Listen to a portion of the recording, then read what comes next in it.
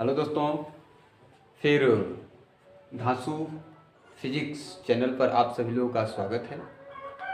फिर आज आप लोगों के लिए लाए हैं किरण प्रकाशिकी एवं प्रकाशिक यंत्र में बहुविकल्पी 5 प्रश्न लेकर के आए हैं और आगे भी बताएंगे। लेकिन अभी ये बहुविकल्पी 5 जो प्रश्न हैं ये जान जाइए, क्योंकि आप लोगों के बोर्ड एग्जाम में भी 5 बहुविकल्पी प्रश्न आता है। पेपर में यूपी बोर्ड में 5 प्रश्न आता है बहुविकल्पी, जो सही सही लगा देगा उसका 5 नंबर होता है। तो उसी से इस प्रकाशिकी यंत्र में से 5 प्रश्न लेकर आए हैं, जिसका देखिए पहला है कि आकाश नीला क्यों दिखाई देता है। तो इसका होता है प्रकाश की प्रकीर्णन के कारण। प्रकीर्णन के कारण आकाश नीला दिखाई देता है प्रकीर्णन के कारण।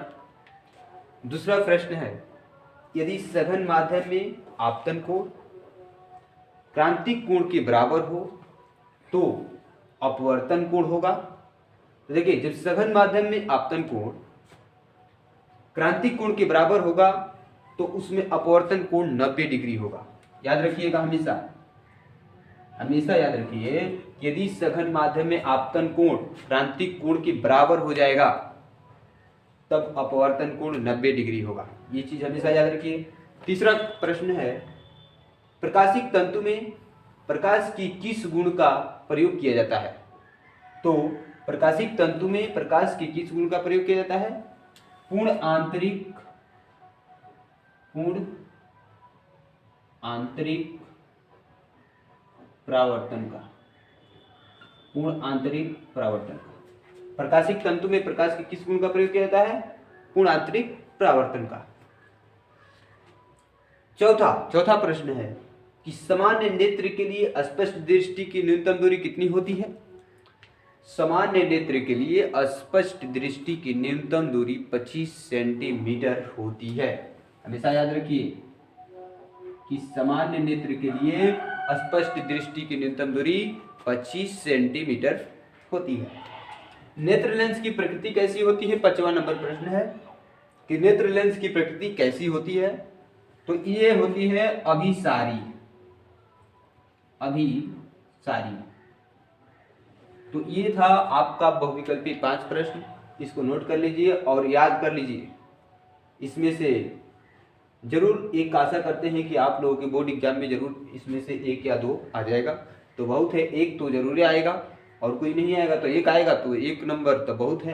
तो देखिए, देख लीजिए एक बार और देखिए, आकाश नीला दिखाई देता है प्रकीर्णन के कारण। यदि सघन माध्यम में आपतन कोण क्रांतिक कोण के बराबर हो तो अपवर्तन कोण 90 डिग्री होगा। आपतन कोण को I से ऐसे, आपतन कोण को I से और क्रांतिक कोण को R से, क्रांतिक कोण को R से, क्रांतिक कोण को C से, क्रांतिक कोण को C से और अपवर्तन कोण को R से।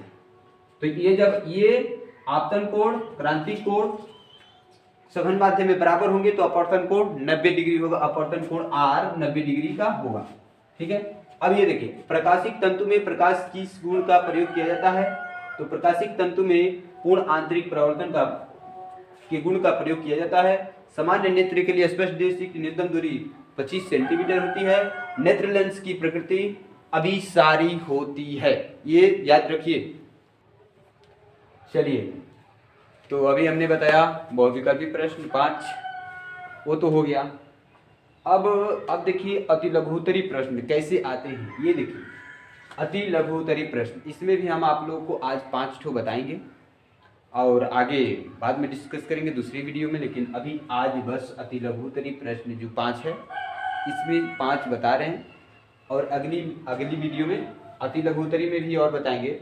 अभी उसके बाद से लघुत्तरी प्रश्न जो आता है वो बताएंगे। लेकिन आज अभी देख रहे हैं अति लघुत्तरी प्रश्न, जिसमें पहला कह देगा कि संपर्क में रखे 2 पतले लेंसों की समंजन की फोकस दूरी का सूत्र लिखिए। संपर्क में रखे 2 पतले लेंसों की समंजन की फोकस दूरी का सूत्र क्या होता है, तो इसके फोकस दूरी का सूत्र होता है 1/f बराबर 1/f1 प्लस 1/f2। ये है संपर्क में रखे दो पतले लेंसों की समंजन की फोकस दूरी का सूत्र। और दूसरा प्रश्न कह रहा है कि संपर्क में रखे दो पतले लेंसों की संयोजन की क्षमता का सूत्र क्या होता है। ये तो था फोकस दूरी का, और ये क्षमता का है कि संपर्क में रखे दो पतले लेंसों की संयोजन की फोकस दूरी का सूत्र क्या होगा। तब देखिए ये होता है P बराबर P1 प्लस P2। P बराबर संपर्क में रखे दो पतले लेंसों की फोकस दूरी की समंजन क्षमता का सूत्र P बराबर P1 प्लस P2। P बराबर P1 प्लस P2 होता है। अब देखिए इस पे एक सवाल बताते हैं। हाँ, तो ये संपर्क में रखे दो पतले लेंसों की समंजन क्षमता का सूत्र है P बराबर P1 प्लस P2। ये हमेशा याद रखिए। अब इस पे हम एक आप लोगों को प्रश्न दिखाते हैं कि प्रश्न इस पे कैसे आता है। देखिए करा एक लिखे हैं यहाँ पे, देखिए दो उत्तल लेंस जिनमें प्रत्येक की फोकस दूरी 20 सेंटीमीटर है, संपर्क में रखे हैं। संयुक्त लेंस की क्षमता की गणना कीजिए। संयुक्त लेंस की क्षमता की गणना करना है और कह रहा है दोनों लेंस रखे हैं जिनमें के प्रत्येक की फोकस दूरी 20 सेंटीमीटर है, यानी कि P1 भी 20 सेंटीमीटर है और P2 भी कितना है 20 सेंटीमीटर ही है। माने कि कुल मिलाकर के दोनों 20 सेंटीमीटर का है। और कह रहा है कि लेंस की क्षमता की गणना कीजिए। तो अभी हमने लेंस की संपर्क में रखे दो पतले लेंसों के लिए अभी हमने लेंस की क्षमता का सूत्र क्या बताया, P बराबर P1 प्लस P2। तो ये चीज तो दिया हुआ है, यहां से बस ये फॉर्मूला, बस इस सूत्र को बस याद रखिएगा हमेशा। जहां भी पूछ देगा कि संपर्क में रखे दो पतले लेंसों की फोकस दूरी क्या होगी, क्षमता क्या होगी, तो इन दोनों फॉर्मूला को याद रखिएगा। इसमें से एक आता है। तब देखिए P बराबर P1 प्लस P2। अब यहाँ पे रखिए P बराबर P1 कितना है 20 है, प्लस P2 कितना है, P2 भी 20 है ना, तो 20 रख लिए। अब 20 गो कगो 40 गो, 40 का वो सेंटीमीटर हो, 40 गो सेंटीमीटर हो गया। अब देखिए अब अगला प्रश्न हम दिखाते हैं फोकस दूरी पर, लेकिन अभी बस इतना तब तक देखिए, उसके बाद से आगे बताते हैं। देखिए चलो देखिए संपर्क में रखे दो पतले लेंस जिनकी फोकस दूरी 20 सेंटीमीटर तथा 10 सेंटीमीटर है, उनकी फोकस दूरी क्या होगी। ठीक है, अभी हमने बताया एक जब दो लेंस आपस में रखे हों, तो पतले लेंस रखे हों, तो उनकी संयोजन की फोकस दूरी, फोकस क्षमता क्या होगी, उसकी क्षमता क्या होगी, उसके लिए अभी हमने बताया। लेकिन अब हम बता रहे हैं कि अब जब संपर्क में रखे हों तो उनकी फोकस दूरी क्या होगी। तो एक क्वेश्चन लिखे, फार्मूला तो पहले बता दिए थे, और एक बार और लिख लीजिए, यहाँ पे लिखे हैं। और देखिए संपर्क में रखे दो पतले लेंस जिनकी फोकस दूरी 20 सेंटीमीटर, फोकस 20 सेंटीमीटर तथा 10 सेंटीमीटर है, तो उनकी फोकस दूरियां क्या होगी। तो इसके लिए देखिए क्या दिया है, F1 फोकस दूरी दिया है ना, यहाँ पे दिया है F1 कितना दिया है 20 सेंटीमीटर, F1 20 सेंटीमीटर दिया है, और F2 का दिया है 10 सेंटीमीटर, F2 दिया है। अब पूछ रहा है F, पूछ रहा है F का मान क्या होगा, फोकस दूरी क्या होगी। तो अभी हमने यहाँ पे फॉर्मूला का दिखा है कि 1/f सूत्र से, यहाँ पे सूत्र से 1/f बराबर होता है 1/f1 प्लस 1/f2 होता है। उसकी वजह से देखिए 1/f बराबर 1/f1 का है, F1 20 सेंटीमीटर है, प्लस 1/f2 का है 10 सेंटीमीटर है। अब देखिए अब यहाँ पे निकालेंगे 1/f बराबर इसका एलसीएम जब निकालेंगे तो क्या होगा, इसका एलसीएम 20 होगा।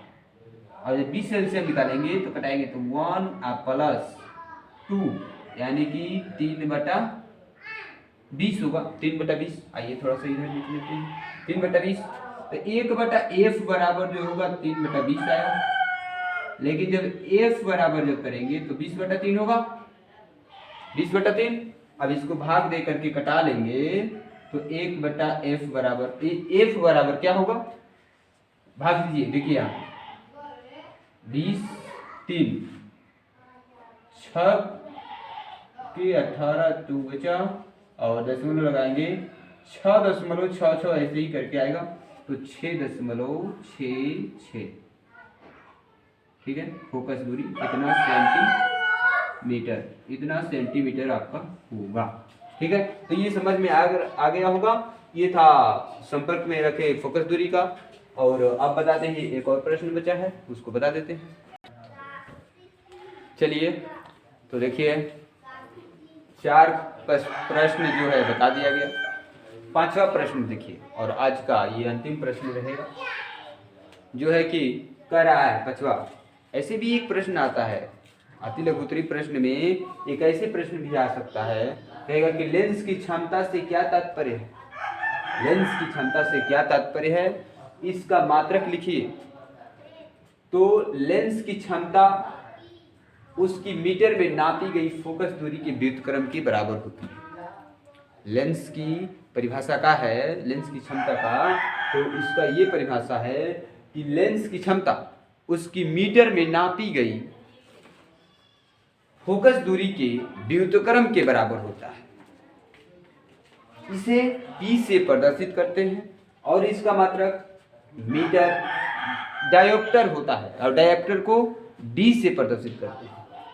इसका मात्रक क्या होता है लेंस की क्षमता का, लेंस की क्षमता का मात्रक होता है डायोप्टर। लेंस की क्षमता का मात्रक होता है डायोप्टर।